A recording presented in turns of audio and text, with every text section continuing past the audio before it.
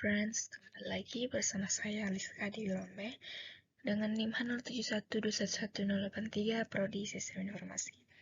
Jadi pada kali ini saya akan membahas mengenai BMC atau Business Model Canvas, di mana Business Model Canvas ini merupakan suatu kerangka kerja yang membahas model bisnis dengan disajikan dalam bentuk visual berupa kanvas lukisan agar dapat dimengerti dan dipahami dengan mudah.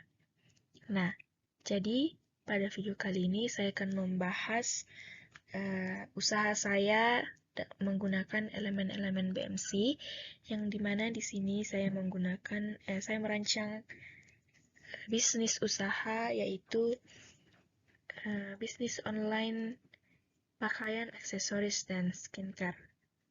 Nah, mengapa saya memilih bisnis tersebut? Karena saya ingin bisnis online pakaian, aksesoris, dan skincare ini itu bisa lebih barangnya berkualitas, akan tetapi harganya yang terjangkau oleh siapapun. Bahkan pelajar dan mahasiswa pun dapat membelinya dengan kualitas yang oke. Nah, jadi di sini ada beberapa segmen BMC. Yang pertama itu ada customer segments. Jadi, customer segments ini adalah sebuah komponen dalam bisnis yang berkaitan langsung dengan demografi pelanggan. Nah, tujuan dari diadakannya customer segment ini adalah untuk membuat metode pemasaran yang jauh lebih tertarget dan tepat sasaran. Dengan demikian, perusahaan tidak perlu membuang biaya iklan atau promosi yang sia-sia. Nah, untuk usaha saya sebagai bisnis online pakaian, aksesoris, dan skincare, di sini saya memberi suatu contoh customer segments. Yang pertama itu ada pekerja kantoran berbagai kota besar. Yang kedua, pengusaha dari mikro hingga makro. Yang keempat itu ibu-ibu hits. Dan yang keempat, pelajar dan mahasiswa. Kemudian ada customer relationship. Nah, ini merupakan customer relationship yang saya jelaskan untuk yang keduanya. Nah, customer relationship ini adalah strategi pemasaran terkait dalam mempertahankan klien, konsumen, atau pelanggan yang telah ada dengan cara mengelolanya agar melakukan pembelian berulang sehingga konsumen tidak akan lari ke kompetitor. Nah, di sini saya mengambil contoh untuk usaha saya ada Gojek Super App, sosial media, email newsletter, komunitas offline, diskon dan promo, dan referral. Kemudian yang ketiga ada value propositions.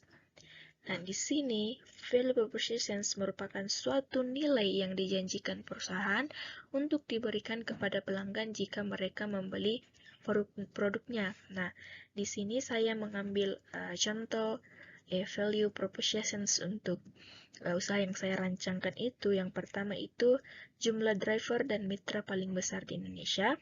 Yang kedua, multi layanan, satu aplikasi untuk segala kebutuhan. Kemudian mudah digunakan bahkan oleh pemula sekalipun. Kemudian pembayaran non-tunai dengan GoPay. Dan yang terakhir, harga yang fair dan kompetitif. Selanjutnya, segmen BMC yang akan saya bahas ada key partners. Nah, di sini key partners merupakan pihak-pihak yang bisa kita ajak kerjasama dengan tujuan untuk menyokong dan mengoptimalkan alokasi sumber daya, mengurangi risiko dan ketidakpastian persaingan, serta meningkatkan kinerja. Nah, di sini saya mengambil contoh key partners untuk rancangan usaha saya, yaitu yang pertama driver ojek dan taksi online, kemudian pemilik restoran dan rumah makan, kemudian penyediaan jasa asuransi kesehatan, lalu pihak perbankan untuk layanan top up GoPay. Kemudian yang kelima ada key activity. Nah, key activity ini merupakan semua aktivitas yang berhubungan dengan produktivitas bisnis yang berkaitan dengan sebuah produk, di mana kegiatan utamanya adalah menghasilkan value proposition. Nah, di sini saya mengambil contoh key activities untuk bisnis saya. Yang pertama itu layanan ojek online, layanan taksi online, layanan pesan makan, layanan kirim barang, dan layanan pembayaran. Kemudian yang keenam ada key research.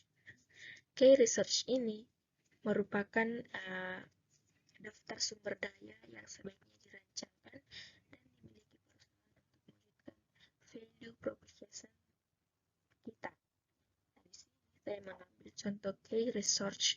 Yang pertama itu Gojek Super App, kedua mitra dan driver, yang ketiga big data atau infrastruktur server, kemudian yang keempat Google Maps. Nah, segmen yang ketujuh itu ada channels. Channels ini merupakan saluran untuk membuat proposition yang sudah dibuat itu sampai ke konsumen. Nah, di sini saya memberi contoh untuk bisnis yang saya rancangkan sebagai bisnis online pakaian, aksesoris, dan skincare.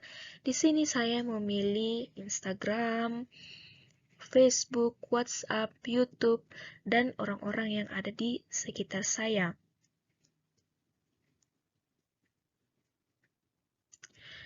Kemudian yang kedelapan itu ada cost structure. Cost structure ini merupakan komposisi biaya untuk mengoperasikan organisasi, mewujudkan proposisi nilai yang diberikan kepada pelanggan. Jadi yang dimaksud proposisi nilai itu adalah value proposition. Kemudian struktur biaya yang efisien menjadi kunci besarnya yang lebih diperoleh organisasi. Nah, di sini saya mengambil contoh cost structure untuk rancangan usaha saya. Yang pertama itu sistem gaji dan bonus untuk driver dan mitra sewa server. Kemudian yang kedua sewa server dan pengelola big data. Kemudian gaji untuk pegawai kantor pusat. Dan yang terakhir adalah sewa sistem API Google Maps. Kemudian segmen yang terakhir dari bisnis model Canvas ini adalah revenue streams, di mana revenue streams ini merupakan dana yang dimiliki perusahaan untuk dikembangkan dan dikelola. Nah, aliran dana yang dimiliki perusahaan sendiri berkaitan dengan dari mana dana itu berasal, seperti produksi penjualan, investasi, penjualan aset, dan lain sebagainya. Nah, di sini saya mengambil contoh revenue streams untuk usaha yang saya rancangkan.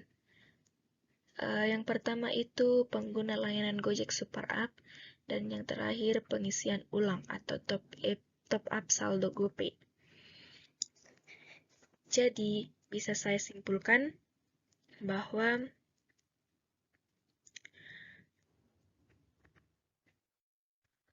usaha yang saya rancangkan ini memiliki aspek pemasaran yang cukup tinggi, karena banyak orang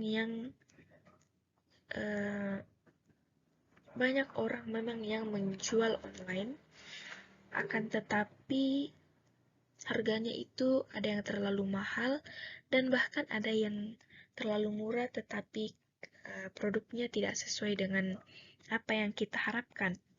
Nah, jadi di sini saya merintis atau merancangkan sebuah usaha yang dimana kita dapat memperolehnya dengan kualitas yang oke, tetapi harganya bisa terjangkau, bahkan untuk para mahasiswa dan pelajar pun dapat menggunakannya. Kemudian saran saya pada video ini, pada proposal ini masih banyak kekurangan, maka dari itu bagi teman-teman semua yang melihat video ini, saya meminta saran dari teman-teman untuk melengkapi segala kesalahan-kesalahan yang ada pada video ini. Nah, sekian dari saya. Semoga video ini bermanfaat bagi teman-teman semua. Terima kasih and God bless you.